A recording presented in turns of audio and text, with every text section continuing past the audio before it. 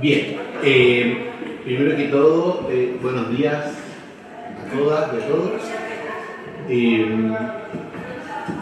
Les cuento primero que nada mi nombre, ¿cierto? Soy Diego García, actualmente soy director interino de la Escuela de Pedagogía, Historia y Ciencias Sociales.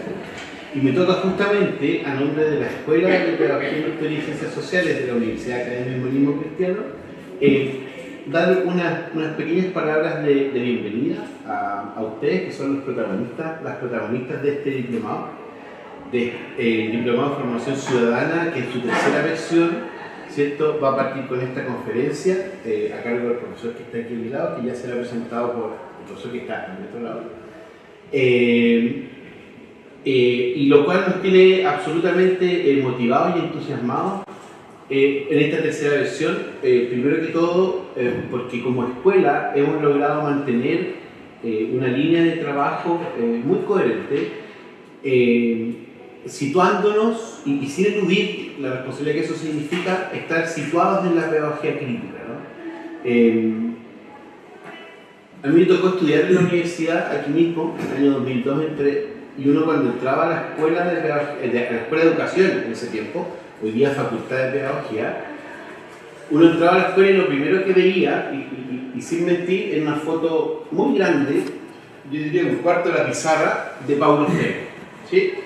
Era una suerte de altar que había en esta oficina, ¿ya? Pero uno automáticamente como estudiante entendía de que en esa escuela existía una tradición freiriana muy potente y de la cual como uno como estudiante iba a ser parte. En el transcurso de mi etapa como estudiante, me fui dando cuenta de que esa tradición freiriana era tal, ¿cierto?, que había una tradición de pedagogía crítica, había una conjugación de la pedagogía crítica que se transmitía en las salas de clase por los profesores y las profesoras de la escuela, ¿cierto?, y que finalmente iban formándonos como profesores y profesoras con una intención transformadora. Por ello, hoy día, al año 2019, después de casi 20 años de esa anécdota que les cuento, como escuela y como parte de esta facultad, ¿cierto?, a nosotros nos motiva y también nos entrega la responsabilidad de poder mantener esa tradición, ¿sí? Y dentro de todas las instancias formativas que la facultad tiene, hay un hilo conductor, ¿cierto? Hay algo que es posible evidenciar, ya sea para las instancias de pregrado, de posgrado, el doctorado, ¿cierto?, o estos diplomados, ¿cierto?, que tiene que ver con cómo la facultad y la escuela aquí en particular se hacen o hacen, digamos, evidente eso que les estoy contando de la pedagogía crítica. Y con ello quiero decir, en el fondo, tomar quizás una frase o una idea que el mismo Paulo Freire dice, ¿cierto?, que es cómo somos capaces de formar futuros profesores o futuras profesores, o de entregar nuevas herramientas a los profesores y profesores ya consagrados, ya consagradas, ¿cierto?, que les invite a conocer la realidad, ¿no?, a hacerse parte de ella, a empatizar con ella, ¿cierto?, con el fin de generar las estrategias y las herramientas para poder transformar esa realidad que nos tocó vivir, ¿no? Es un fin político, ¿no?, que nos propone justamente el hecho de actuar en una función transformadora de esta sociedad. No eludimos esa responsabilidad, todo lo contrario. Estos programas y este programa en particular se hace cargo de ello, ¿no?, de decirnos, ok, aquí la formación ciudadana nosotros la vamos a entender y comprender como una herramienta que nos va a permitir entonces motorizar en nuestros distintos espacios, ¿cierto?, ya sea un colegio, una escuela, puede ser otro espacio inclusive, ¿no?, pero entendiendo que estamos en un diplomado orientado principalmente a profesores y profesoras, es la escuela, ese espacio, digamos, que nuestro espacio de acción, ¿cierto?, desde ahí como profesor y profesora tener las herramientas suficientes, ¿cierto?, para generar en este caso, por ejemplo, programas de formación ciudadana o actividades o una perspectiva que permita generar esas transformaciones, ¿no?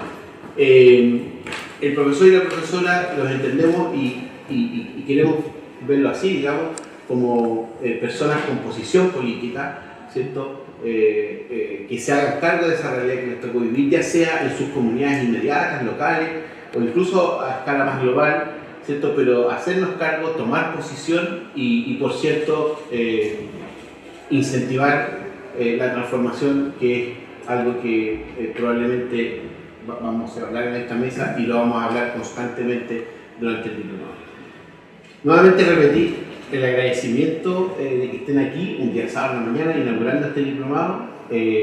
Esperamos que este entusiasmo se mantenga durante los meses venideros, ¿cierto? Ese es el gran desafío, ¿cierto? Nos va a tocar vernos en algunos sábados, intercalados, por cierto, y también nos vamos a ver, ya va a hablar cierto Fabián sobre eso, en esta nueva modalidad, nos vamos a ver de otra manera, ¿no? ¿Cierto? Que va a ser a través de estos recursos tecnológicos, de los mundos, como se llama, ¿ya? Así que, nada, agradecerles nuevamente, bienvenidos y bienvenidas, y dejo al profesor Fabián, y mientras tanto, justo que se acomoden los compañeros que vienen llegando. No.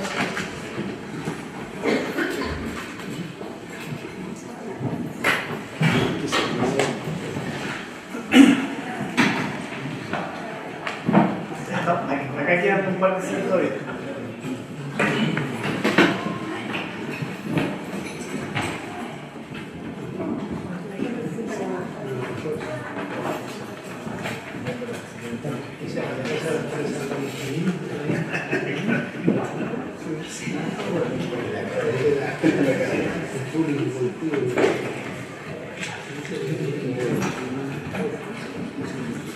Bueno, para dar continuidad entonces, tengan todos buenos días, todas buenos días. Mi nombre es Fabián Cabaluz, soy coordinador académico del Diplomado en Formación Ciudadana.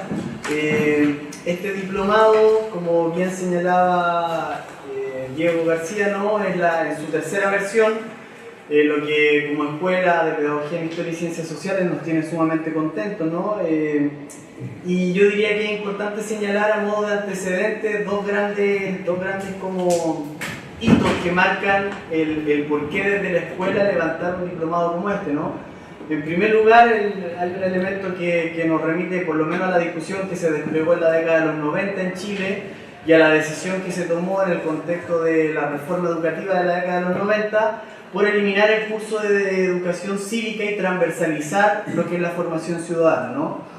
Decisión que tras prácticamente 2 décadas de ser implementada dentro del sistema educativo en nuestro país, va a empezar a ser cuestionada y que yo diría que ese cuestionamiento el año 2016 se va a traducir en lo que es la famosa ley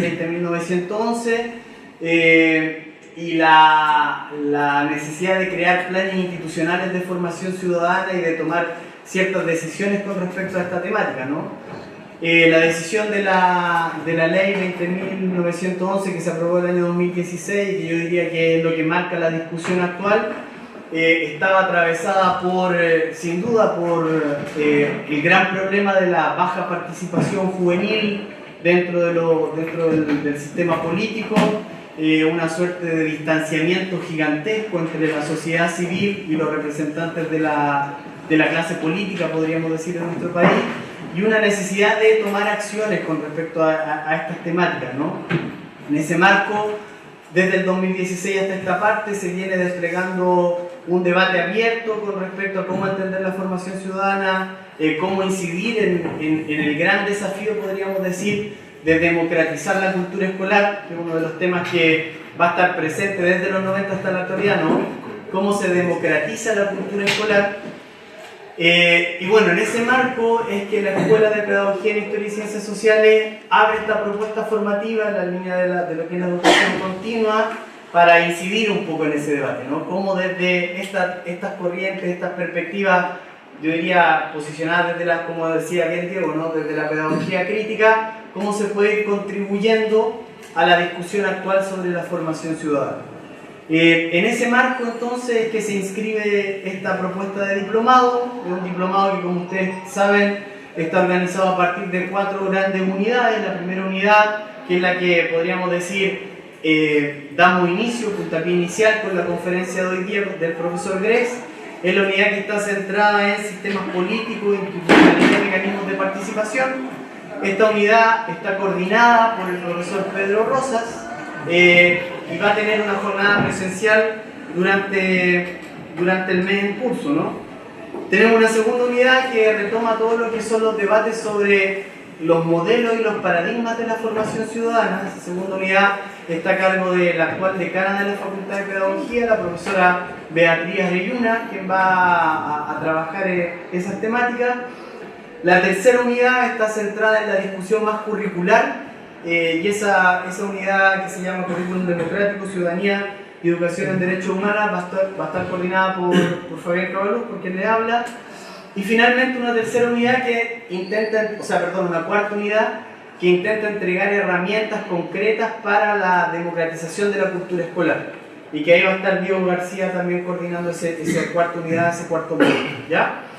Entonces, sin más preámbulo, ya a lo mejor contextualizando el programa del diplomado en el cual se inscribe la actividad de hoy, vamos a darle la más cordial bienvenida al profesor Sergio Grez, doctor en Historia, académico de la Universidad de Chile, yo diría uno de los más connotados intelectuales de la sociedad chilena y que ha participado desde la inauguración de este diplomado abriendo la reflexión sobre los procesos constituyentes en Chile. El día de hoy el profesor nos va a traer una conferencia que la tituló Construcción de Estado y Ciudadanía en Chile Republicano. Y la dinámica la vamos a organizar de la siguiente manera. El profesor va a desarrollar la conferencia durante 1 hora. Posterior a eso vamos a tener una instancia de preguntas, comentarios y reflexiones que esperamos que nos permita darle un tiempo de por lo menos una media hora. Entonces, quienes vayan teniendo algún tipo de preguntas, comentarios, para que no se generen esos incómodos silencios, les pido desde ya que las vayan anotando, apuntando para que eso fluya de manera como rápida, ¿no? Entonces eso, dejo la palabra entonces al profesor Grez. Buenos días. En primer lugar quiero agradecer a la Escuela de Pedagogía en Historia y Ciencias Sociales de la Universidad Academia de Humanismo Cristiano el haberme invitado nuevamente, o sea, tercera vez, probablemente cuarta vez, a participar en este diplomado de formación ciudadana. Uno de mis presentadores habló de la pedagogía crítica. La mayoría de ustedes, si no la totalidad, son o profesores de historia o estudiantes que se preparan para ser profesores de historia. Así como es necesaria una pedagogía crítica, es necesaria también una historia crítica, una historiografía crítica. Y esto no solamente por razones de calidad académica. Soy de quienes piensan que toda buena historia, entendida esta como historiografía, tiene que ser crítica. Porque la buena historia, la buena historiografía, no construye mitos, los derriba o debe derribar. Esa es una de sus misiones. Entre otras razones, porque, esto lo digo frecuentemente, la historia no tiene que ver con un pasado muerto que no guarda relación alguna con nuestra vida, con nuestro tiempo presente, sino que, por el contrario, es una relación, o debe ser una relación muy activa entre pasado, presente y futuro. Puesto que la historia, la historiografía, siempre se escribe desde el presente. El historiador o la historiadora interroga al pasado con las preguntas del presente en una perspectiva de proyección futura. Ese es el rol verdadero de la historia y no una mera colección de antigüedades, de datos curiosos, un simple deporte intelectual para el placer estético de unos pocos. Soy de aquellos que creen firmemente en la misión social o la utilidad social que debe tener la buena historia, entendida esta como el conocimiento razonado conforme a ciertas normas del pasado de las sociedades humanas. Esto es la historiografía. Hoy día vamos a hablar acerca de cómo se ha construido el Estado y la ciudadanía en Chile. Y me parece que punto de partida más conveniente es precisamente el de los mitos que nos han inculcado en la escuela, ojalá no en la universidad, a través de los medios de comunicación de masa, y que está omnipresente en los discursos de políticos, periodistas y otras figuras de connotación pública.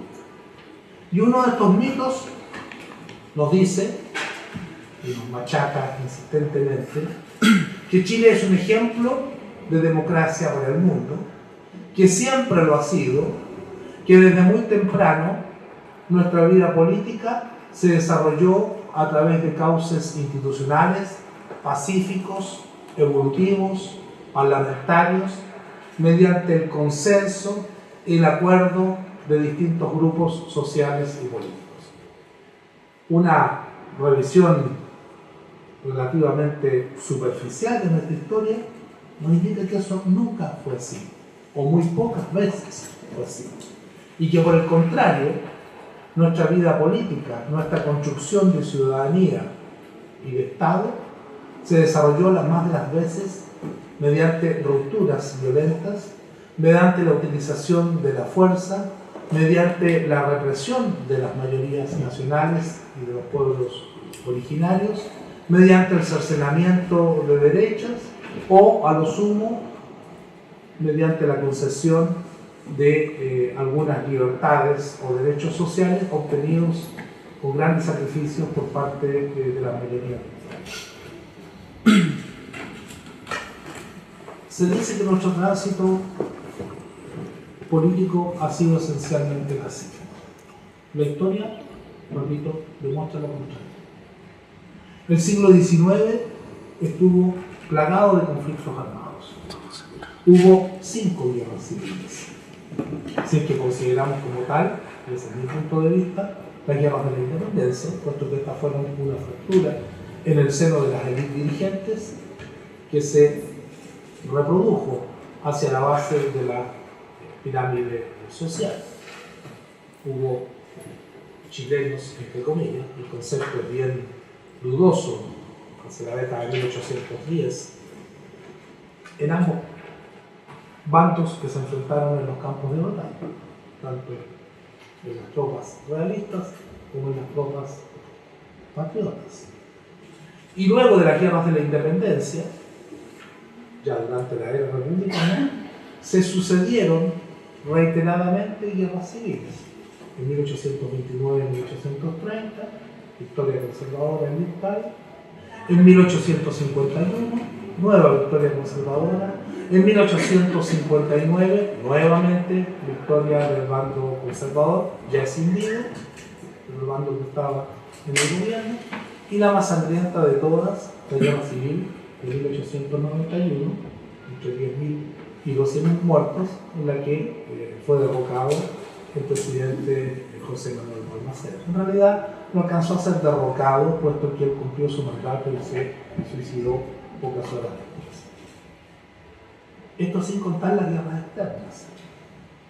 Guerra contra la Confederación Perú-Boliviana en la década de 1830, una nueva y breve guerra contra España a mediados de la década de 1860 y la Guerra del Pacífico entre 1879 y 1883, sin contar la así mal llamada pacificación de la Araucanía en las décadas de 1860, 70 y comienzo de 1880.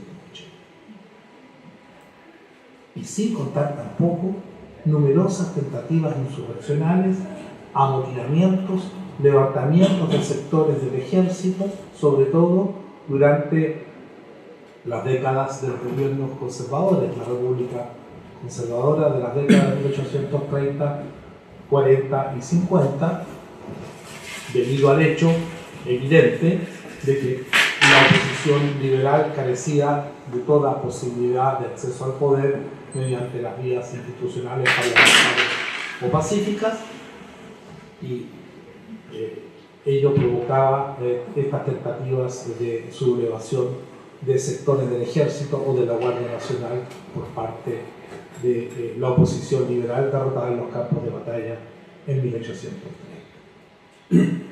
O sea, tenemos un siglo XIX muy poco pacífico. Los periodos de tránsito esencialmente institucional fueron básicamente las décadas de 1860, 70 y 80, momento en el cual se produjo un cierto consenso en el seno de las élites, liberales y conservadores, debido al hecho indesmentible de que el régimen político anterior, la República Conservadora, provocaba estos estremecimientos mayores, traducidos principalmente en guerras civiles, debido a su carácter extremadamente excluyente. De manera tal que a partir de la década de 1860 se empieza a construir una suerte de, como dice Tomás Morián, de democracia de las élites, solo de las élites, pero que no puede culminar de manera pacífica esta transición que implicaba, entre otras cosas, no solamente mayores libertades civiles, sino además una reducción de los poderes del presidente de la República en beneficio del Congreso Nacional, proceso que si bien se inicia, no puede culminar exitosamente, sino mediante una nueva guerra civil, la de 1891. Y si seguimos este rápido examen hacia el siglo XX, veremos que salvo momentos excepcionales, tampoco tuvo un tránsito pacífico, institucional, tampoco fueron solucionados los conflictos sociales y políticos de manera armoniosa y pacífica. Dejamos de lado por el momento las terribles represiones desde fines del siglo XIX y las primeras décadas del siglo XX al movimiento obrero y popular. La represión de la huelga general de 1890, las represiones de los trabajadores del carbón y portuarios y marítimos en la zona del carbón y Valparaíso en 1903, la huelga de la carne devenida en Semana Roja de Santiago en octubre de 1905, la huelga general de Antofagasta ahogada en sangre en febrero de 1906, este mini holocausto de la Escuela Santa María de Iquique el 21 de diciembre de 1907, la represión sangrienta del levantamiento de los trabajadores de Puerto Natales en 1919, el ataque e incendio a la Federación Obrera de Magallanes el año 20, por aquellos mismos días el ataque de la Juventud Dorada oligárquica al local de la FECH en Santiago, la matanza de La Coruña y en 1925 y antes, iniciándose el gobierno de Alessandro Di Palma, la matanza de San Gregorio en 1921, la dictadura de Ibáñez entre 1927 y 1931, el largo periodo, no muy largo, pero muy intenso, de inestabilidad política entre la caída de Ibáñez y la llegada al gobierno de Alessandro Di Palma por segunda vez en 1932, sucedido por un periodo presidencial de este mismo Alessandri, que si bien tenía la apariencia de constitucional, era prácticamente una suerte de dictadura constitucional, en la medida en que el Ejecutivo cercenó la mayor parte de las libertades políticas, de las libertades públicas, y actuó con mano de hierro en contra de los opositores. Y continuando en el tiempo, habría que mencionar, sin lugar a dudas, la ley Malvica, la exclusión de un importante sector del movimiento popular de la vida política entre 1948 y 1958. Las represiones en democracia en los años 60 y en los 50 también, los paros nacionales de trabajadores fuertemente reprimidos por el Estado, la matanza de la población José María Caro a comienzos de los 60 durante el gobierno de Alessandro Rodríguez, el hijo del León. Por eso Violeta Parra dice en su canción La Carta que el León es un sanguinario en toda generación, se refiere a eso. Las matanzas durante el gobierno demócrata cristiano de Eduardo Frei Montalva, la matanza de mineros en en El Salvador, el año 66, la matanza de la población de los pobladores en Pampeligún, en Puerto Montt, el 69, la matanza de Santiago el mismo año, por ahí por noviembre, que es muy poco conocida, alrededor de 8 muertos durante un paro nacional de la CUT. Y ni que hablar, eso ya es ampliamente sabido, incluso por los más jóvenes, la represión, los crímenes, las violaciones masivas a los derechos humanos y la dictadura entre 1973 y comienzo del 1909. Este breve recuento, y estoy dejando muchos hechos fuera, tentativas de golpe de Estado, el avistazo contra Pedro Aguirre Cerda, la línea recta a mediados de los 50, en que estaba comprometido el propio presidente de la República, actos sediciosos de distinto tipo, como el levantamiento del, no sé si era general de la época o coronel Vio, Roberto Vio Marambio, en el regimiento Tacna en 1969. Tránsito pacífico, evolutivo, constitucional. Los hechos porfiados, los porfiados hechos históricos demuestran que eso no es así, o que lo fue solo en pequeña medida. A decir verdad, el único periodo de nuestra historia en el cual el sistema político chileno se acercó un poco a los cánones que generalmente son aceptados como los de una democracia liberal, fue el corto periodo, 15 años aproximadamente, que medió entre 1958 y 1973. Alguien dirá, bueno, ¿y antes no había democracia? ¿No habían elecciones? Sí, claro que había elecciones. Pero una democracia no se caracteriza solamente por las elecciones. Para que un régimen pueda ser caracterizado como democrático, tiene que existir una serie de condiciones mínimas que van desde la separación efectiva de poderes del Estado, la garantía de libertades, hasta el modo mismo cómo se realizan las elecciones. Hasta 1958 imperó el cohecho más descarado en todas las elecciones, cual más, cual menos. Luego explicaré por qué. Pero antes, hasta 1891, la intervención del Ejecutivo de todos los presidentes de la República hizo de todas las elecciones, no solamente presidenciales, también parlamentarias, fraudes electorales. Porque el poder del presidente de la República era tal, sobre todo durante la República conservadora, que a través de los agentes de, esto es, intendentes, gobernadores, subdelegados, comandantes de la Guardia Nacional, las elecciones eran amañadas para que triunfaran los candidatos oficialistas. Robo de votos, alteración de los votos, impedimento físico para que los opositores se acercaran a las urnas, sobre todo durante las décadas de la República conservadora.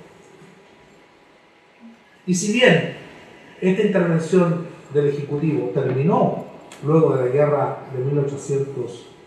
civil de 1891, porque el poder presidencial fue anulado por completo, o casi por completo, en beneficio de la fronda o de la casta parlamentaria, la oligarquía encontró un nuevo método que ya se practicaba, pero en pequeña escala, porque no era necesario aún, para distorsionar los efectos del sufragio que se suponía marchaba en la dirección del sufragio universal.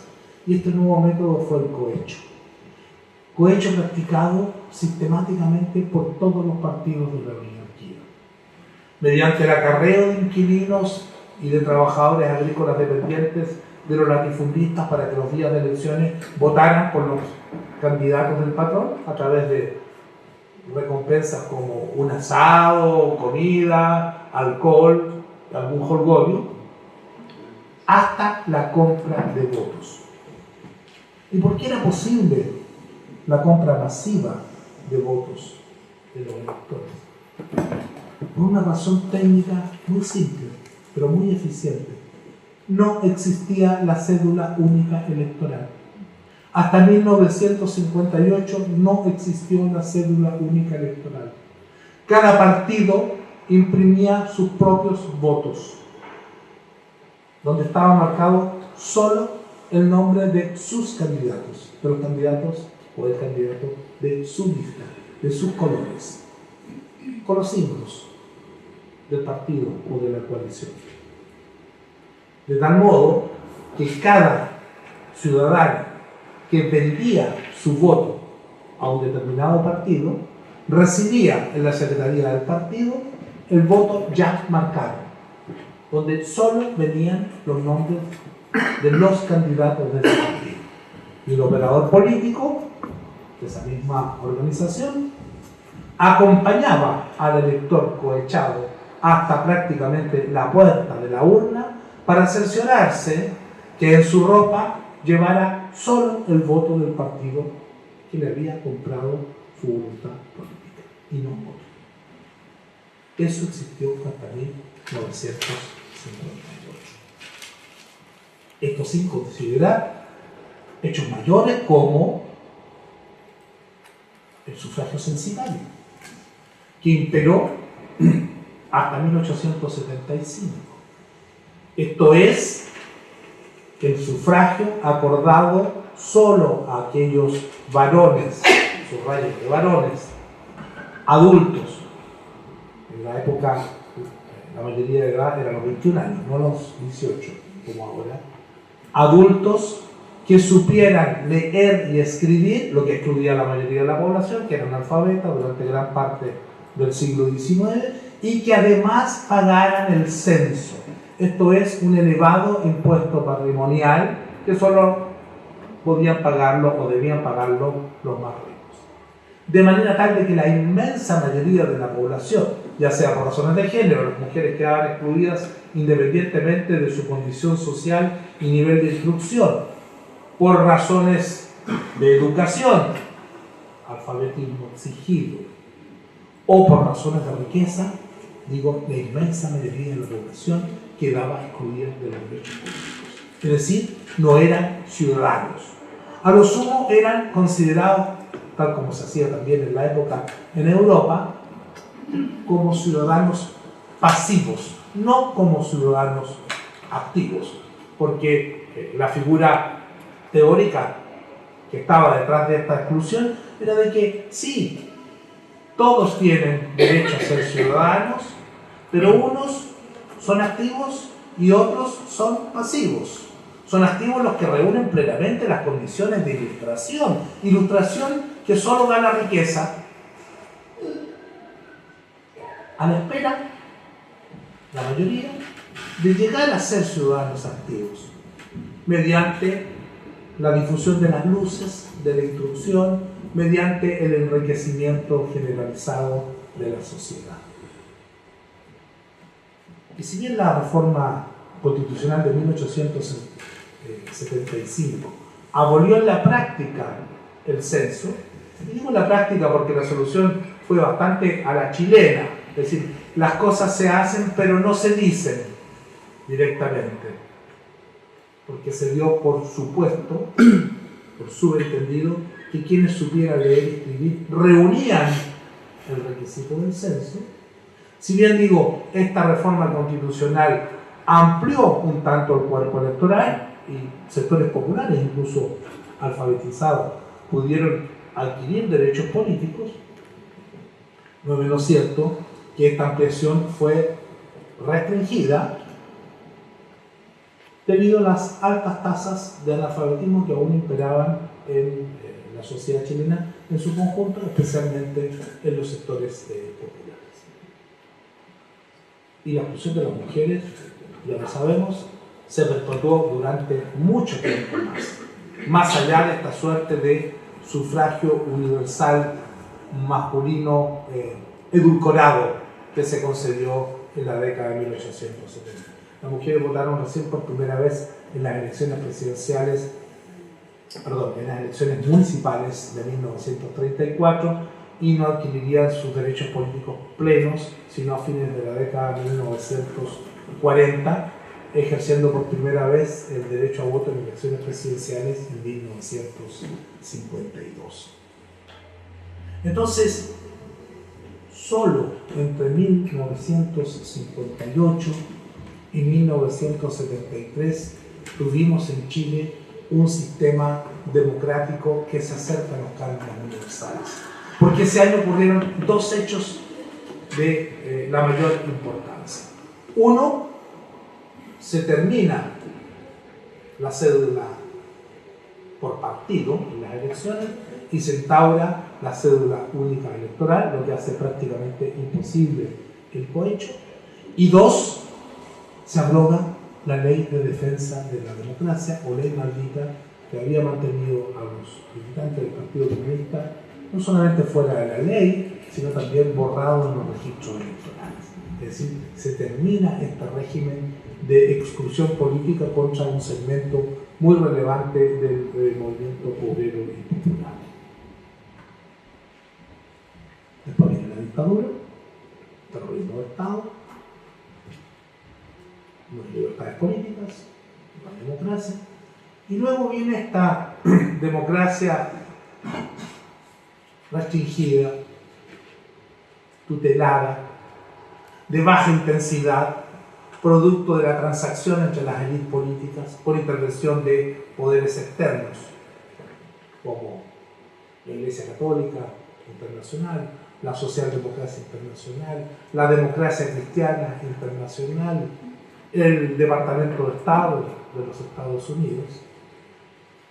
Democracia que, bien lo sabemos, podemos entrar en la discusión en mayores detalles, no alcanza a reunir los cánones de nuestra democracia pre-golpe de 1973. Ese es a grandes líneas nuestro itinerario político nacional. Si nos fijamos bien, nos daremos cuenta de que esto no tiene para nada los trazos característicos de un régimen parlamentario, de una transición evolutiva, pacífica, consensuada, democrática. Lo que he relatado, detalladamente, se refleja también en la forma y en el contenido de los textos constitucionales que hemos tenido a través de nuestra historia. Porque nuestros textos constitucionales han sido un reflejo bastante fiel de este tipo de sociedad política.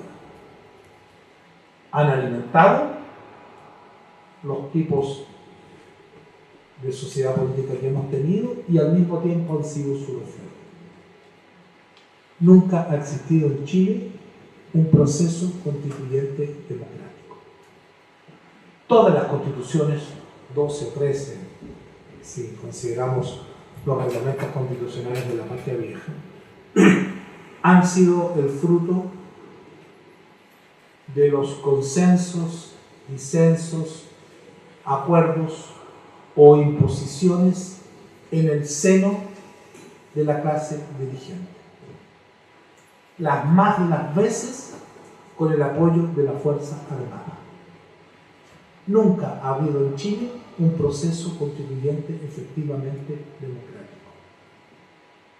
Y las más de las veces han sido el resultado de la presión armada sobre la mayoría de la sociedad o sobre los constituyentes.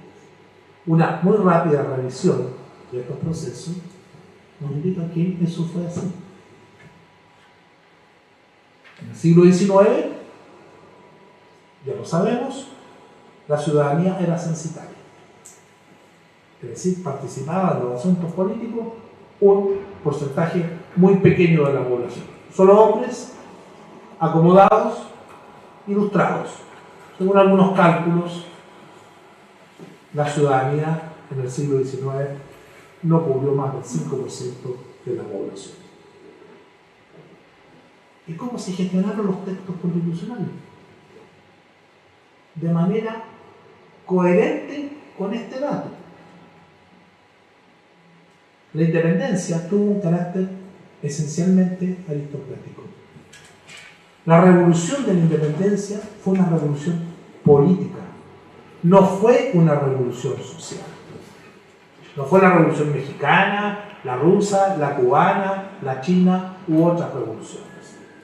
Es decir, el poder transitó desde una fracción de la élite a otra fracción de la élite. No hubo redistribución de la riqueza, no hubo redistribución radical del poder.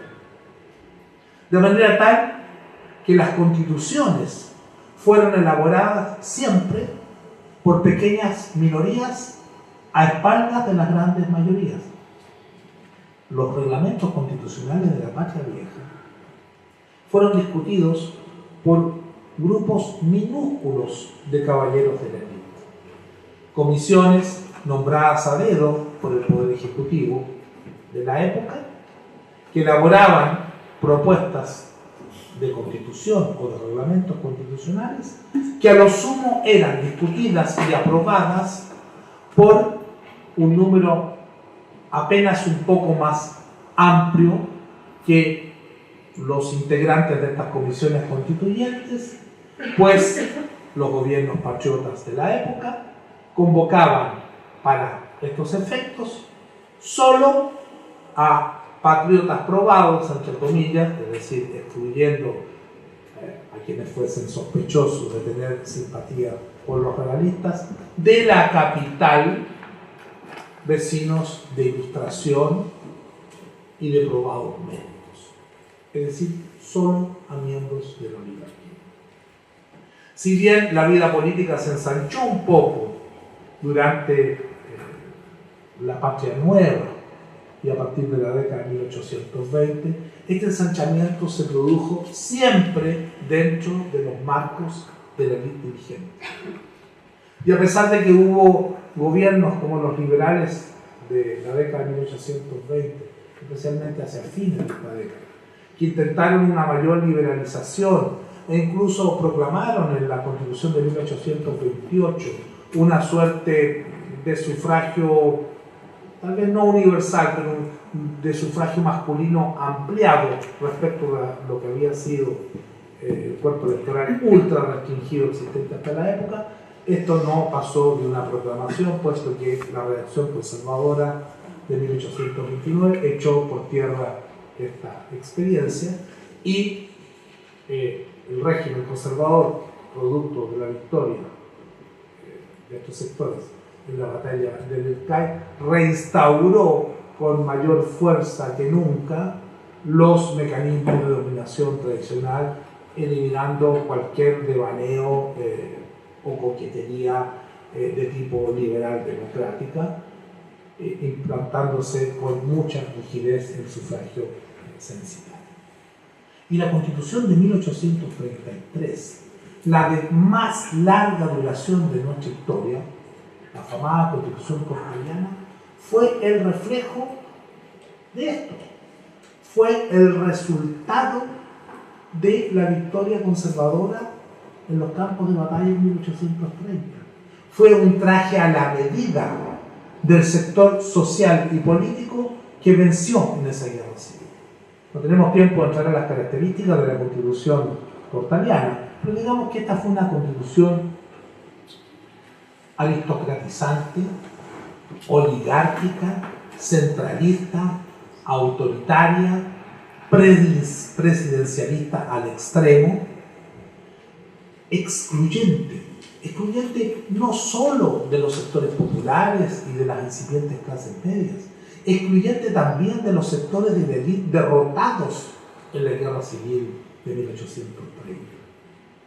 Tanto es así, tan grande fue el poder otorgado al presidente de la República, salido de las filas del bando vencedor conservadores, que durante 3 décadas, los de la República Conservadora, estos quinquenios que automáticamente, mediante los mecanismos ya descritos sucintamente, se repetían en el plato y se convertían en decenios, Prieto, Bulnes, Montt, durante estas 3 décadas, los opositores liberales o las oposiciones regionales de Copiapó y Concepción, que eran los puntos extremos del país, jamás pudieron elegir un senador salido de sus filas. Jamás, debido a la intervención del Ejecutivo. Alguien dirá, pero resulta que en la provincia tanto, en el año tanto, había un senador opositor al gobierno. Es probable, pero se trataba de alguien que había desertado de las fuerzas oficialistas luego de ser elegido senador y se había pasado, por razones diversas, a la oposición. Pero en el momento de la elección nunca pudieron durante 3 décadas los liberales hacer elegir un solo senador. Tan grande era la capacidad de intervención y de fraude electoral del Ejecutivo que esta realidad se perpetuó durante 3 décadas. A partir de 1860, el carácter extremadamente excluyente de este régimen político, que provocaba continuas guerras civiles o tentativas de levantamiento de los opositores, tuvo que ceder, botar lastre, y se llegó a esta suerte de consenso o acuerdo entre liberales y conservadores que se tradujo en una evolución política, esta vez consensuada, entre las élites relativamente pacífica, y digo relativamente pacífica porque hubo 2 guerras civiles de por medio que hicieron que la élite conservadora diese su brazo a torcer, a pesar de haber vencido en 1851 y 1859, inaugurándose esta suerte de democracia de la élite o la república liberal, tal como es catalogada por la historiografía más tradicional. Pero como les decía anteriormente, esta evolución implicaba traspaso de poderes del Ejecutivo al Legislativo, si bien avanzó un tanto, y eso se tradujo, entre otras medidas, en las reformas constitucionales de 1875, no pudo culminar pacíficamente y el desenlace tuvo que ser una vez más violento a través de la guerra civil de 1890. Y hasta 1925 no hubo otro proceso constituyente. Porque el último, hasta entonces, fue el proceso constituyente resultante de la guerra civil de 1830, que dio como fruto la Constitución portaliana de 1833. ¿Y qué pasó en los años 20? Pasó que habían cambiado muchas cosas. La sociedad había evolucionado, había crecido económicamente, se había modernizado desde el punto de vista de la economía, se había producido la transición del modo de producción colonial al modo de producción capitalista a partir de la década de 1860. Esto había generado procesos de industrialización y de urbanización que a su vez habían dado como resultado la emergencia, la aparición o también el descubrimiento de la así llamada cuestión social. Cuestión social, una de cuyas manifestaciones, aparte de las miserias populares, era el surgimiento del movimiento obrero. La emergencia de nuevos actores sociales y políticos, principalmente de la clase obrera y de los trabajadores en general, además de las capas medias. De manera tal que cuando, en la década de 1920, este caudillo populista, liberal, de encendido verde, Arturo Alessandri Palma, llega al gobierno cargado de promesas, de reformas, de leyes sociales, de justicia social. Entre sus promesas tenía la del cambio constitucional, para terminar con la desprestigiada república parlamentaria, a través del mecanismo más democrático que pueda concebirse para realizar tal cambio, a través de la Asamblea Constituyente. No podemos entrar en el detalle, que ustedes lo conocen bien, acerca de los hechos políticos que se suceden entre el triunfo de Alessandri en 1920 y la aprobación de la Constitución en 1925. El golpe de Estado blando de septiembre de 1924, el autoexilio autorizado por el Congreso Nacional de Alessandri a Europa, el nuevo golpe de Estado, esta vez de los militares jóvenes contra los viejos, del 23 de enero de 1925, la llamada de estos para que vuelva a terminar su periodo presidencial, Alessandri Palma, quien regresa efectivamente a Santiago en marzo de ese año, regreso prometiendo la convocatoria a una asamblea constituyente.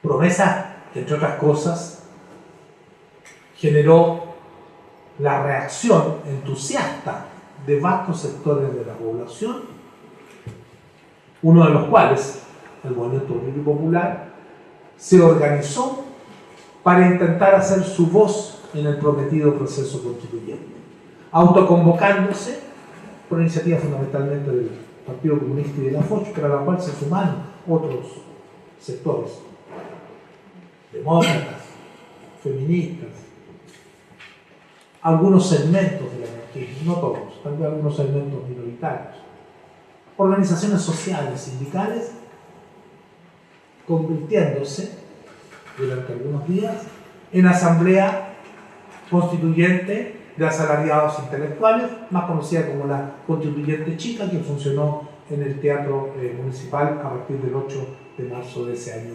1925, para realizar un ejercicio constituyente previo a la Asamblea Constituyente Nacional, que se suponía convocaría al presidente de la República en fecha muy próxima, a fin de que el movimiento popular aunara sus propuestas para ir a disputar desde la Constituyente Chica a la Constituyente Grande los contenidos de la futura Constitución. No podemos entrar en el detalle de los debates o los contenidos de la propuesta de los sectores populares que salió de la Constituyente Chica. No fue un proyecto de constitución alternativo, fueron simplemente principios constitucionales, como por ejemplo que la República tenía que ser democrática y federal, que se tenía que separar el Estado de la Iglesia, que se tenían que dar amplios derechos sociales garantizando la igualdad absoluta entre hombres y mujeres, que se debía eliminar el ejército y la policía permanentes, etcétera, etcétera. ¿Y qué pasó con la promesa de Alessandri Palma? No habían pasado 2 meses o poco más de su regreso al país cuando él borró con el codo lo que había escrito con la mano. Y por sí y ante sí nombró a dedo, como se ha hecho a lo largo de toda la historia de Chile, 2 comisiones constituyentes, tratando de dar representatividad. Hubo hasta algunos integrantes de la Constituyente Chica, algún representante del Partido Comunista nombrado en medio de un mar de personalidades políticas tradicionales en estas comisiones constituyentes. Una constitución que presidió el propio Alessandri se encargaría de redactar un anteproyecto constitucional. Y la otra, de discutir los mecanismos de aprobación del texto constitucional. En realidad, la única comisión que funcionó, más allá de 1 o 2 reuniones, fue la comisión que presidió el propio Alessandri. Y que él se dio maña, y que tenía mucha muñeca, para hacerla funcionar de manera tal de que esta comisión aprobara sus propias propuestas. Y la esencia de las propuestas de Alessandri residía en pasar nuevamente al régimen presidencialista. El presidencialismo extremo había sido sustituido a partir de 1891 por un parlamentarismo, digamos, también extremo, que había reducido por completo el poder del presidente de la República.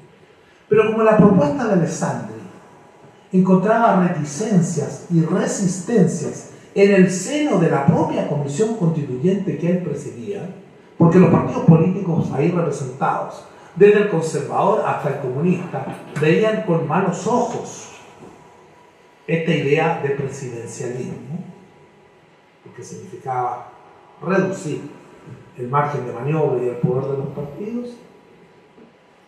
Alessandri Palma, para vencer esas resistencias,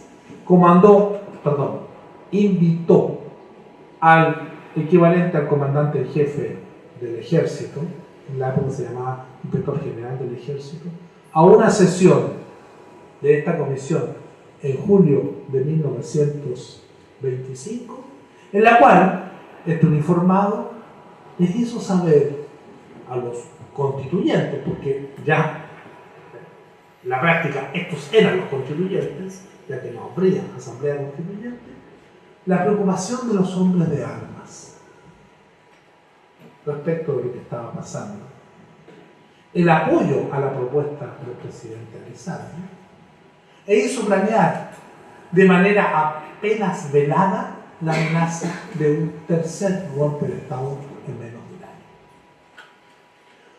Ante este dictat del número uno del ejército, los constituyentes designados por Alessandri se rindieron, de manera tal de que el gobierno pudo convocar con tan solo un mes de anticipación a un plebiscito en el cual se debía pronunciar la ciudadanía respecto de tres opciones: la aprobación del texto constitucional propuesto por esta comisión, una alternativa propuesta por los opositores, contraria a la alternativa presidencialista, y una tercera alternativa absolutamente vaga, y el texto lo decía más o menos así, que era la búsqueda de otros procedimientos para subsanar el impasse. Todo el mundo entendió la amenaza entre líneas de esta formulación: búsqueda de otros procedimientos. ¿Cuáles podrían ser esos otros procedimientos si no la intervención, una nueva intervención militar? El plebiscito fue convocado el 31 de julio para el 30 de agosto. El proyecto de constitución impulsado por Alessandri fue aprobado este último día por una mayoría de electores. Sobre 302.304 inscritos, solo votaron 135.783, de los cuales 127.509, o sea 42,18% de los inscritos, y 93,9% de los electores aprobaron el proyecto de constitución. La alternativa de los opositores, que era la cédula azul, obtuvo 6.825 votos, 2,26% de los inscritos y 5,03% de los sufragios. La cédula blanca, esto es la incierta búsqueda de otros procedimientos, reunió solo 1.449 preferencias, 0,48% de los inscritos y 1,07% de los votos. No nos mareemos con cifras, digámoslo de manera simple. La Constitución de 1925, calificada generalmente como la más democrática de la historia de Chile, y es probable que así lo haya sido, fue pues aprobada con menos del 50% del ya reducido cuerpo electoral, ¿ya? Pero con el apoyo decisivo de los militares, quienes como ya decíamos, habían expresado con sutileza la amenaza de una nueva intervención.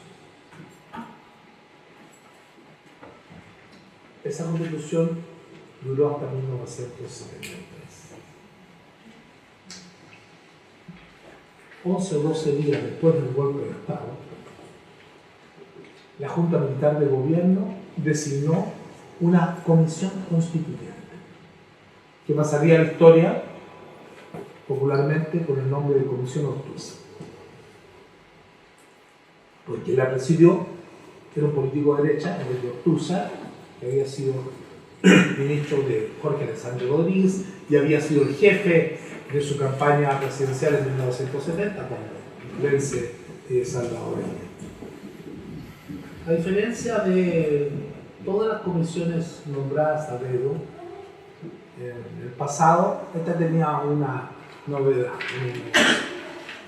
Había una mujer, la senadora, que sería después senadora designada, me parece, Olga Félix.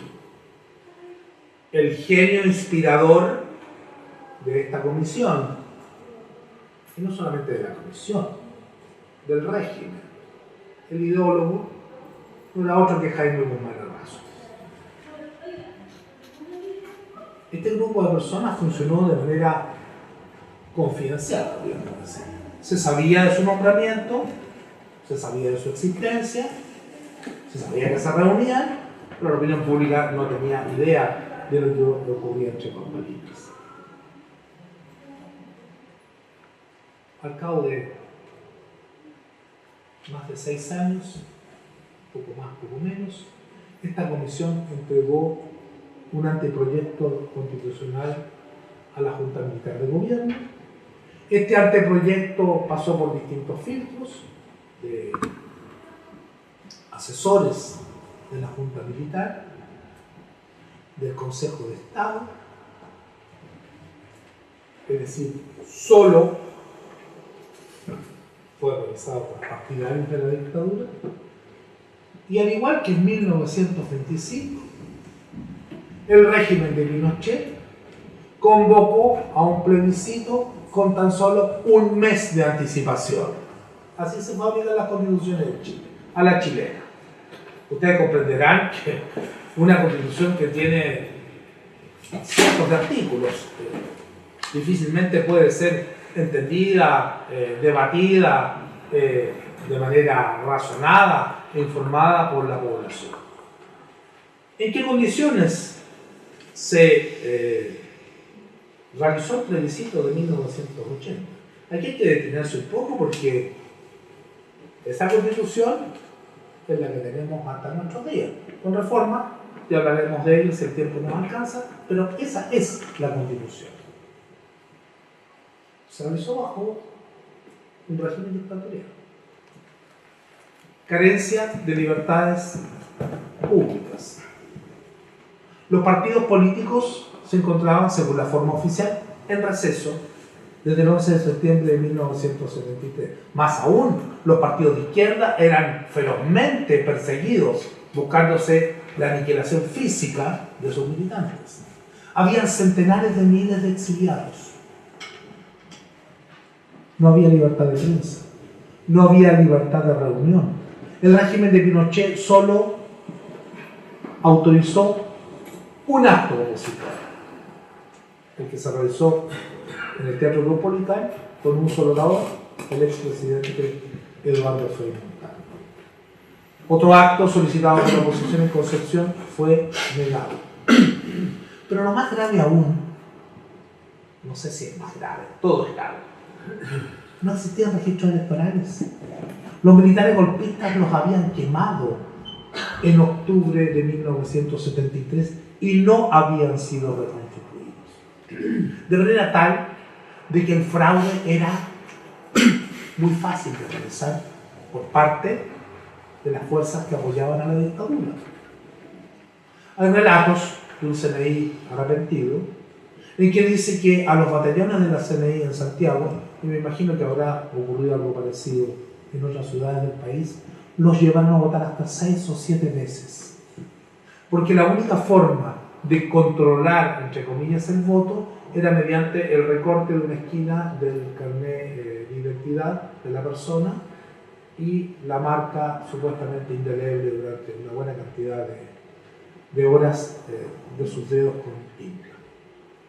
Resulta que la CNI disponía de laboratorios de falsificación de todo tipo de documentos. Entonces era muy fácil hacer esta operación de voto múltiple por parte de estos agentes del servicio de seguridad de la dictadura. En algunas provincias, en 9 provincias, la oposición y los observadores internacionales denunciaron la existencia de más votos en las urnas que electores. Entre esas provincias, la de Valparaíso, ni más ni menos. O sea, por las condiciones en que se realizó, por el contexto histórico en que vivía el país, este fue un fraude de comienzo a cabo. Lo que hace posible afirmar que la Constitución de 1980, recalco, vigente hasta nuestros días, es una Constitución ilegítima en su origen. Esto sin hablar de sus contenidos, que lo podemos dejar para la discusión. Contenidos que, como bien sabemos, son un traje a la medida del modelo económico y social neoliberal. Y desde entonces no hemos conocido otro proceso constituyente, salvo una parodia, de la cual también podremos hablar en años recientes. Una parodia que, lo dijimos antes, no hemos sido generales después de la guerra, no iba a ningún lugar, estaba concebido para que abortara, para que fuera una especie de feto no viable, este proceso constituyente de la señora Bachelet. Hemos tenido, sí, ciertamente, reformas constitucionales. Las primeras reformas constitucionales se realizaron bajo la dictadura. Hay un plebiscito del que nadie se acuerda, o nadie, o muy pocos, quieren acordarse. Tal vez algunos de ustedes ni lo conocen. Julio de 1989. Un plebiscito muy extraño. ¿Por qué extraño? Porque todos, opositores y partidarios de la dictadura, llamaron a votar sí. Julio de 1989. Luego de un consenso entre las élites de la Concertación de Partidos por la Democracia y los partidarios de la dictadura, se acordaron reformas constitucionales. ¿En qué consistieron? Voy a nombrar una, que es la más relevante, o dos que son las más relevantes. Se acordó derogar el artículo 8 de la Constitución de 1980, que establecía la proscripción de las fuerzas políticas que proclamaran la lucha de clases. Un artículo que estaba destinado a caerse por sí solo con el correr del tiempo, en la medida en que ya se había consensuado la transición. A cambio de lo cual, la oposición, la Concertación, le regaló su mayoría, su futura mayoría parlamentaria, porque se sabía que iba a triunfar en las elecciones presidenciales y en las parlamentarias, concediéndole a la dictadura el aumento de los quórums supramayoritarios para las reformas constitucionales establecidas en la Constitución de 1980. Es decir, luego de estas reformas constitucionales, reitero, a las cuales llamaron a aprobar tanto los partidarios como los opositores a la dictadura reagrupados en la Concertación de Partidos por la Democracia, la Constitución se hizo más pétrea, más irreformable que en 1980. ¿Por qué hizo esto la Concertación? Al parecer por una razón muy sencilla, porque necesitaban un pretexto para no hacer los cambios que le habían prometido a la población. Y ese pretexto fue durante 20 años, hasta el año 2010, no tenemos las mayorías suficientes. Y volvió a hacerlo cuando volvió al gobierno nuevamente la señora Bachelet por 4 años más, entre el 2014 y 2018. Pero si no tuvieron las mayorías suficientes fue porque regalaron esas mayorías a través del plebiscito de 1989, reitero, del que muy pocos quieren acordarse. Y las últimas reformas constitucionales fueron las realizadas como producto de los acuerdos Lagos-Longueira, el año 2005, reformas que, sin lugar a dudas, fueron importantes. Se eliminaron los senadores vitalicios, los senadores designados, se le cambió el nombre y se recortaron los poderes del CONSUSEN al Consejo Superior de Seguridad Nacional, se le otorgó al presidente de la República la posibilidad de cambiar los altos mandos, los comandantes en jefe de las Fuerzas Armadas y de Carabineros. Ninguno de la Concertación usó, o de la futura nueva mayoría, usó esta prerrogativa. Solo uno de los presidentes de la transición la ha utilizado, Sebastián Piñera, para remover al alto mando de Carabineros. Ni la señora Bachelet, ni Lagos, ni nadie la utilizó, ¿no es cierto? Se sacó el sistema binominal de elecciones de la Constitución y se colocó en una ley, al ladito de la Constitución. Pero todas estas reformas, positivas sin lugar a dudas, no alteraron lo esencial de la Constitución. ¿Y qué es lo esencial de la Constitución? A mi juicio, 2 elementos. El carácter subsidiario del Estado. Una Constitución, la de 1980, reformada, dicho sea de paso, ya no es la Constitución Pinochet, es la Constitución Pinochet/Lagos, porque lleva la firma de Lagos y de todos sus ministros, entre ellos la señora Bachelet, que era ministra de Lagos en la época. Una Constitución que garantiza el derecho de propiedad, y digo bien de propiedad y no a la propiedad, que es lo que debería ser, porque el derecho a la propiedad significa que todos sean propietarios y no solamente de quienes ya tienen propiedad, que garantiza el derecho de propiedad, la libre empresa, pero no garantiza derechos sociales. Y el segundo elemento que tampoco cambió con esas reformas constitucionales es el del carácter limitado, restringido, tutelado y de baja intensidad de nuestra democracia. Eso no ha cambiado ni puede cambiar con meras reformas constitucionales o cambios legales, a menos que se reformule todo de raíz, porque la Constitución es un conjunto sabiamente articulado por este genio del mal que era Jaime Guzmán, es decir, con parches y reformas por aquí y por acá, el edificio se sigue manteniendo.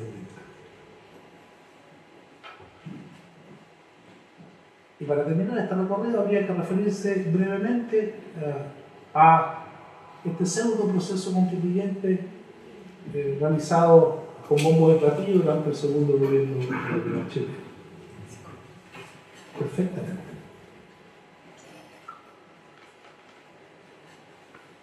La nueva mayoría, coalición de ocasión, creada para volver al gobierno, incorporando algún nuevo actor por ahí, haciéndose eco del sentir ciudadano que venía increciendo ya desde el comienzo de la década del 2000, a lo menos, prometió para este segundo gobierno de la señora Bachelet una nueva constitución.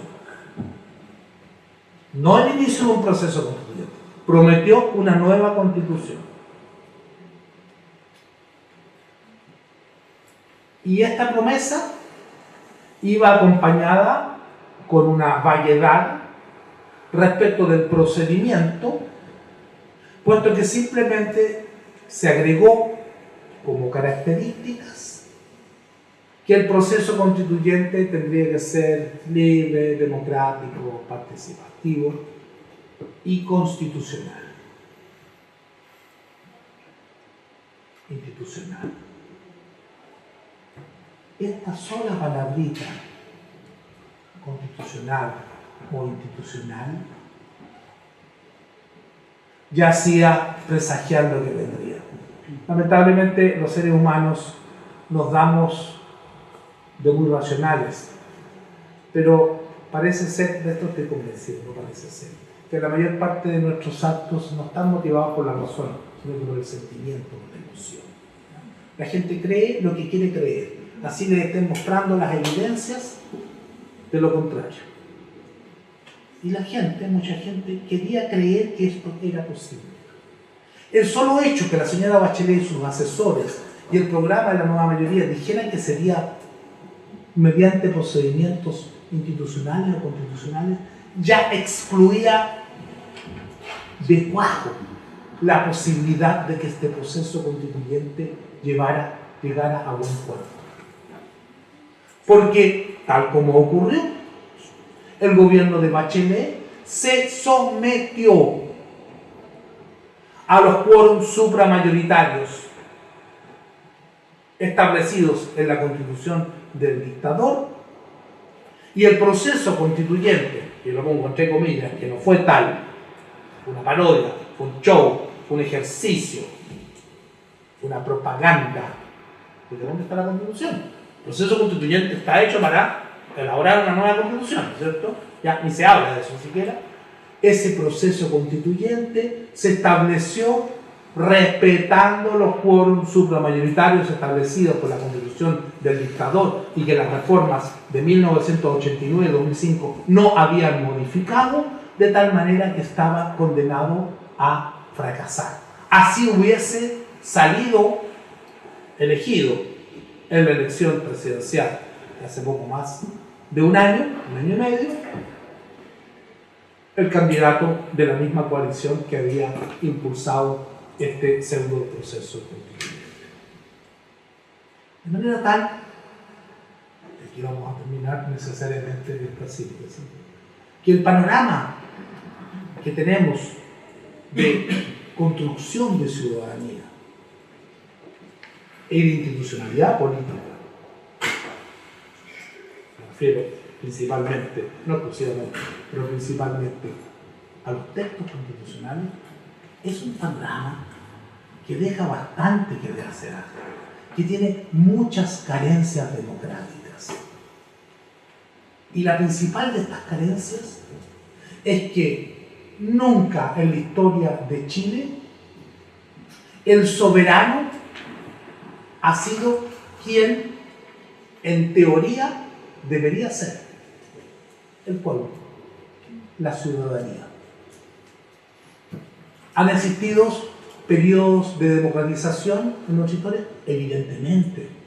La década de 1960 y los comienzos de la década del 70 hasta el 73 fueron periodos de intensa democratización, de florecimiento de más libertades públicas. Pero nunca la ciudadanía, el pueblo, ha sido el protagonista principal de la construcción de Estado y de regímenes constitucionales. Nunca. Como hemos podido demostrar, esto se ha hecho a espaldas de la ciudadanía, mediante consensos entre las élites, mediante la utilización de la Fuerza Armada, mediante el despojo del atributo principal que debería ser el que tiene que tener el pueblo, la ciudadanía, en una sociedad democrática.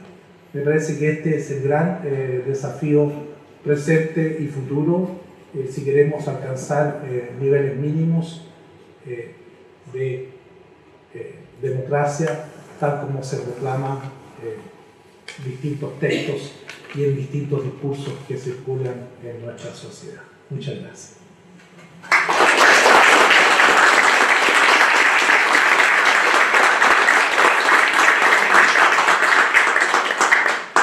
Bueno, agradecemos entonces la conferencia del profesor. Como decíamos al comienzo, tenemos unos minutos para poder recoger algunas preguntas, comentarios, reflexiones, de tal manera que después podamos el profesor cerrar digamos, retomando las preguntas que sacan del tiempo. Yo creo que con unas 3, 5 preguntas podríamos abrir una última instancia para poder ir cerrando. Así que queda abierta la palabra.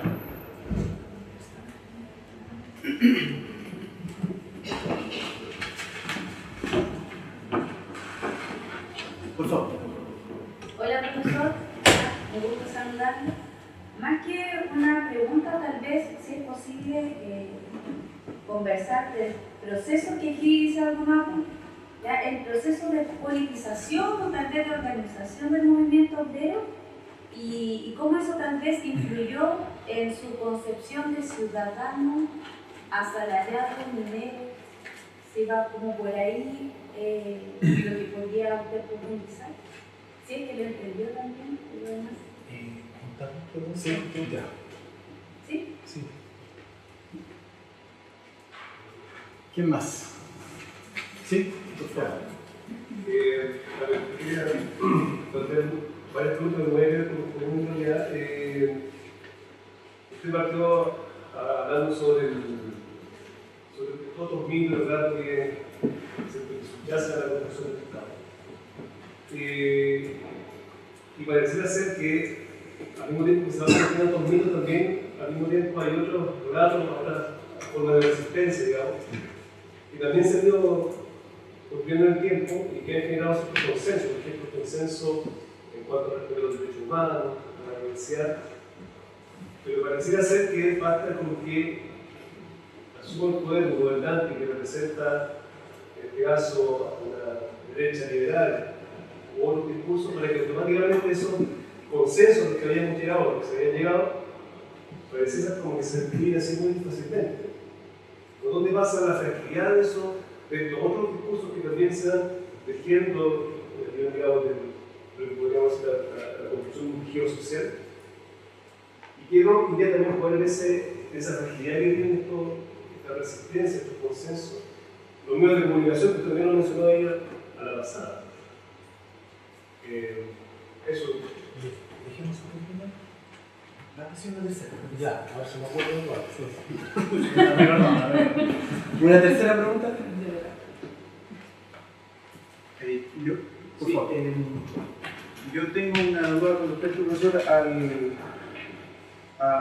usted mencionó que al final de la conferencia de que existían procesos de democratización en los 60 y los 70. Escuchamos varios justamente procesos antidemocráticos durante la historia de Chile, o no democráticos. Me gustaría que mencionara algunos. Entiendo que, por ejemplo, en la década del 70 muchos observadores internacionales vinieron a ver el proceso de Allende, y me gustaría saber con mayor exactitud cuáles eran esos procesos de democratización que eran ejemplos para el resto del mundo. Ya, ahora sí. Por favor. Bien, esta pregunta se relaciona con la estructura en cierta medida.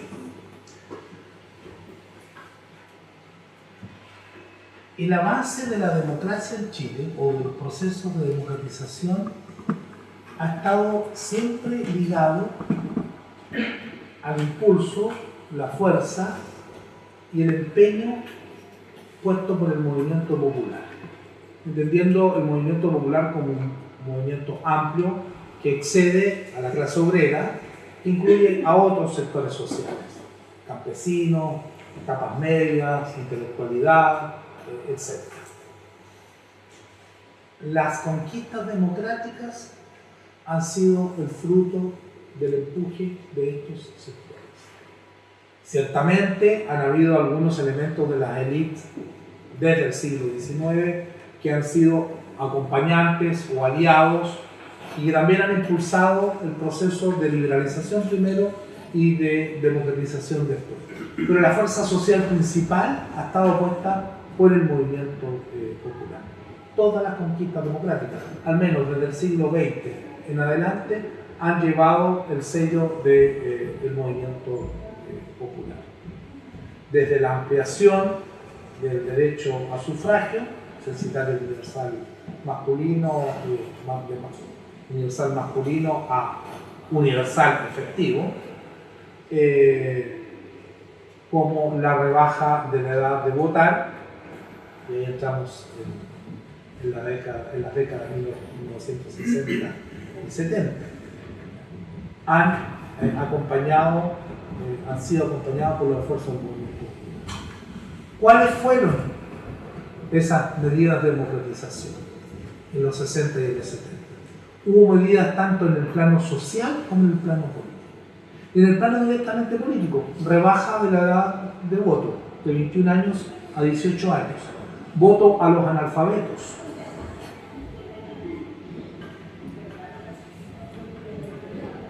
En el plano social, las reformas sociales, la reforma agraria.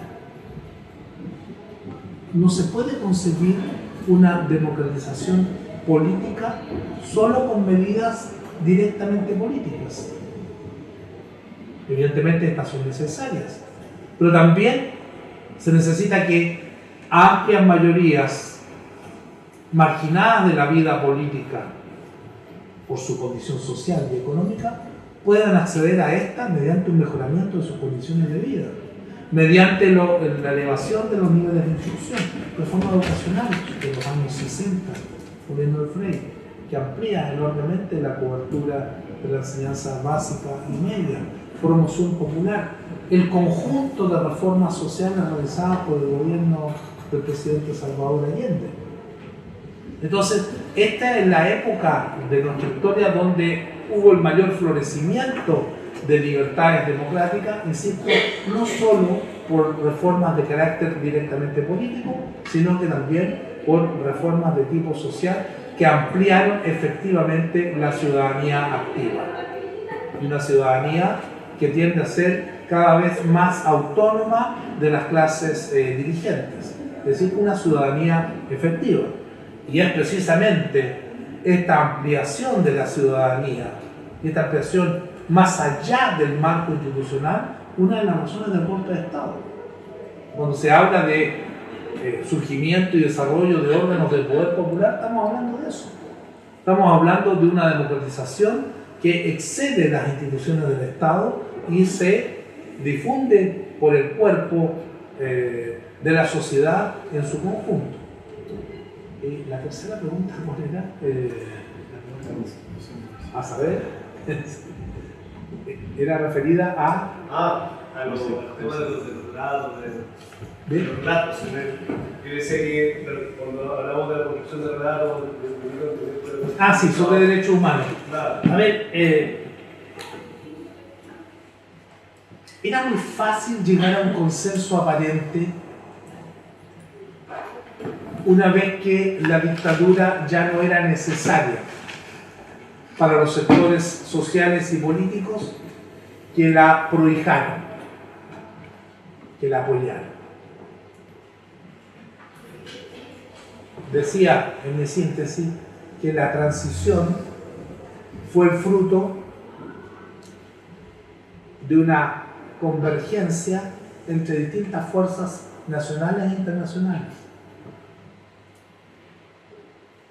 Apuntaron en el sentido de lo que finalmente fue esta transición, no solo las fuerzas opositoras agrupadas en la concertación de partidos por la democracia, también querían esta transición, la democracia cristiana internacional, la socialdemocracia internacional, el Vaticano, el Departamento de Estado.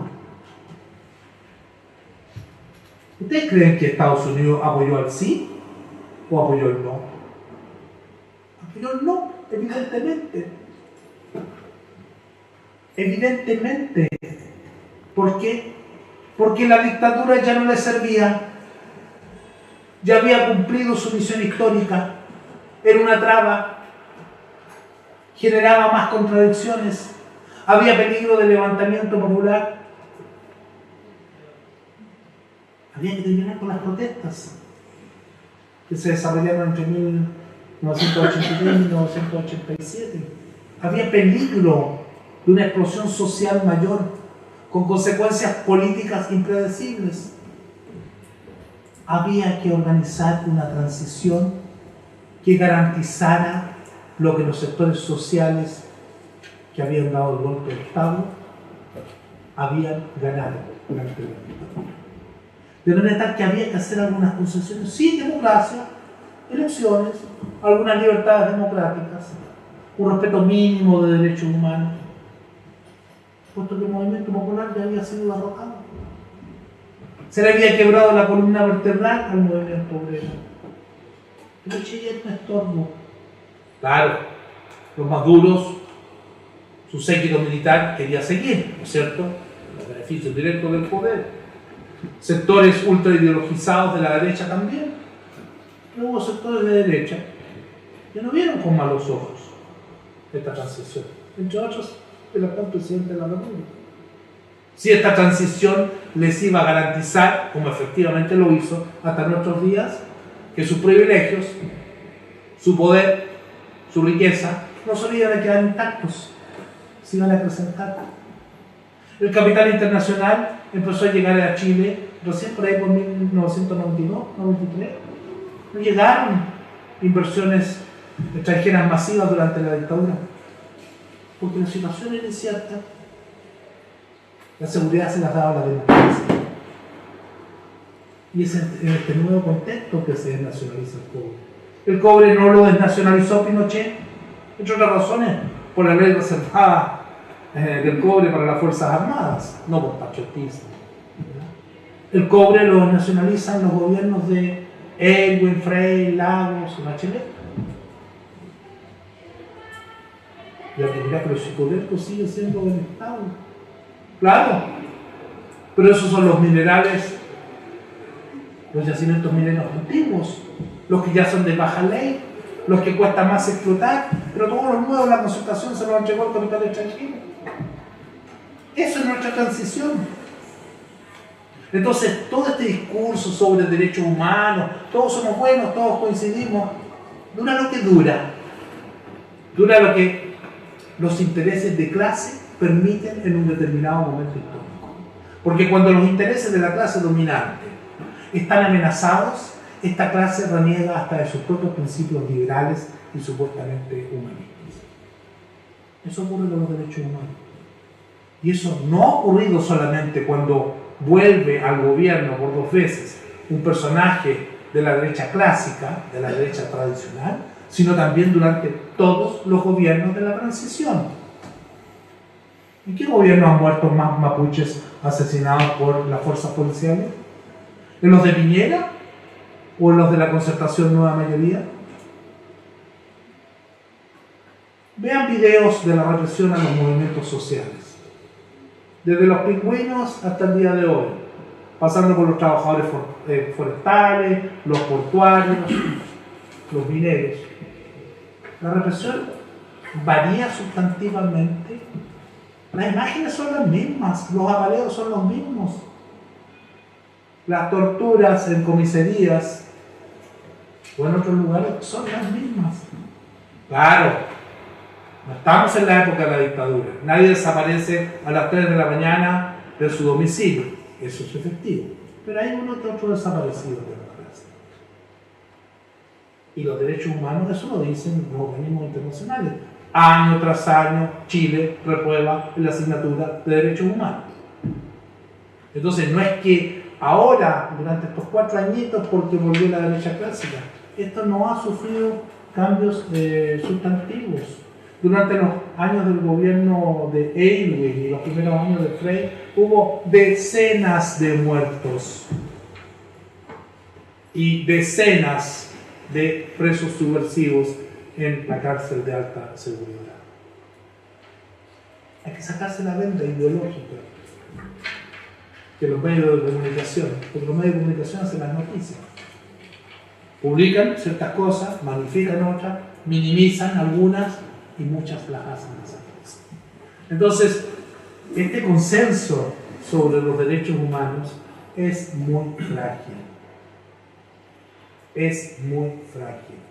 Dura lo que permiten las conveniencias de los intereses dominantes. Entonces, ¿cuál es la garantía? La única garantía que no es absoluta, porque en la vida no hay garantías absolutas en nada, ni siquiera en el amor, aunque la promesa sea de por vida, es tener una ciudadanía activa, crítica, reflexiva.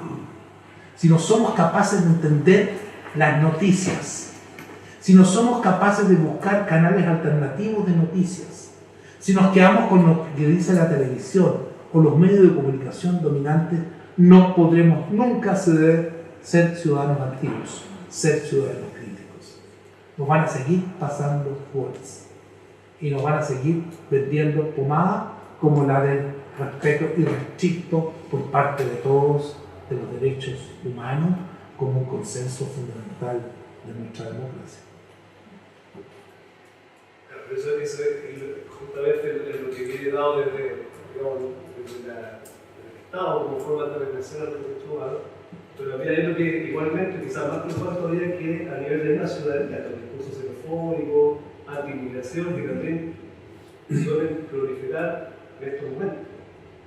Y también hay otro tema que tiene que ver con el derecho de la ciudadanía. Eso es cierto, pero habría que agregar que ciertos poderes, determinados medios de comunicación y fuerzas políticas incentivan ese tipo de discursos.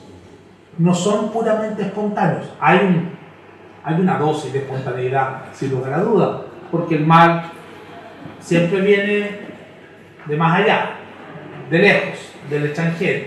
La mamá siempre cree que son los amigos del hijo los que lo pervierten, no es su niñito, pero la mamá del otro cree que así sucesivamente. El mal siempre son los otros. Decía un filósofo por ahí, el infierno son los otros. Eso tal vez es muy humano. El problema es mayor cuando hay poderes que conscientemente incentivan ese tipo de discursos, que es lo que tenemos en nuestra sociedad actualmente, por desgracia.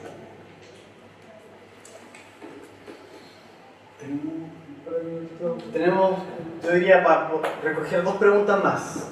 Nos quedan cerca de 10 minutos para respetar como el cronograma de trabajo. Entonces, si es que hay un par de preguntas más, yo Sí, quería hacer una pregunta igual bien cortita y puntual. El profesor decía que Estados Unidos se la jugó un poco, o tomó la opción del no en el plebiscito del 88. A mí me gustaría preguntarle, en su opinión, si el tema del envenenamiento de la uva es una prueba de esa posición que toma Estados Unidos en favor del no. No lo sé, realmente no lo sé. No podría especular. Ya me acuerdo muy vagamente de ese hecho casi anecdótico. No me atrevería a sumarlo como evidencia para sostener una hipótesis. Pero respecto a lo otro sí que hay poemas, hay estudios, hay trabajo, hay huellas por todos lados. yo también. Bueno, sí, ¿tú quieres agregar? Sí, una pregunta con respecto a. Hace un poco una polémica con respecto al asesinato de Guzmán, ¿sí? Y un cuestionamiento a esta idea de periodificación que viene después del plebiscito, viene inmediatamente este proceso de instauración de la democracia o esta democracia tutelada. Entonces, con respecto a eso, con respecto a esa misma periodificación y preguntar su opinión, profesor, ¿qué diferencia hay? Recuerdo que hubo una polémica con respecto al mismo Gabriel Boric y la famosa polera. ¿Qué tanto de cierto hay que en este proceso de transición o esta diferenciación entre transición a la democracia y la democracia hay ciertos hechos que de alguna manera, de hecho, trataron de justificar, por ejemplo, el asesinato de Guzmán, entendiendo que todavía era un proceso donde Pinochet era comandante en jefe del ejército y que de alguna manera todavía solapadamente tenía el poder total de Chile, que de alguna manera supone esta idea de que Pinochet no era más que un estorbo en el proceso, sino que ¿qué tan de cierto hay en este periodo de transición? ¿Es propiamente dictatorial o es democrático como tal. Es que hay una definición, si usted En primer lugar, no creo que el asesinato de Guzmán marque un antes y un después de nada.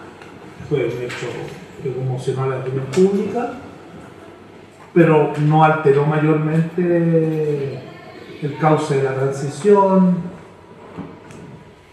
sus objetivos, sus logros, entre comillas, y tal vez ni siquiera sus tiempos.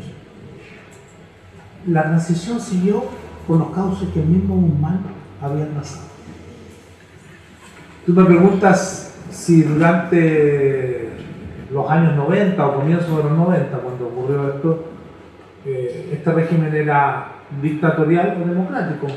Evidentemente ya no estaba la dictadura de Pinochet. Pinochet conservaba mucho poder, pero no era el poder que tenía hasta el 11 de marzo de 1990. Y vamos a ver con el correr del tiempo que este poder va a ir descendiendo hasta que llegue su arresto en Londres, ¿no es cierto? Porque ahí sí que se marca un hito mucho más importante, significativo que el asesinato de Guzmán, que era democracia o dictadura, creo que lo dije, una democracia restringida, tutelada y de baja intensidad, que es la que tenemos hasta nuestros días.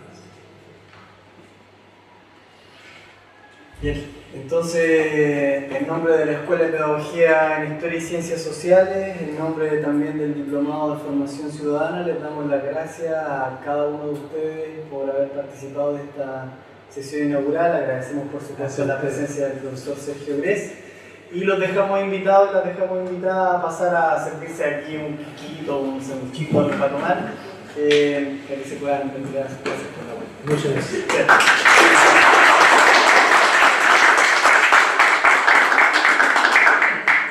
Un anuncio a muy bajo costo, está a la venta este librito que tiene que ver con los temas del día.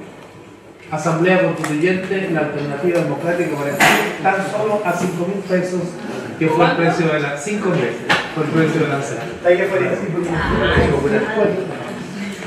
Ese fue el comercial.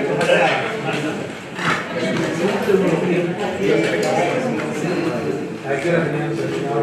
Una media.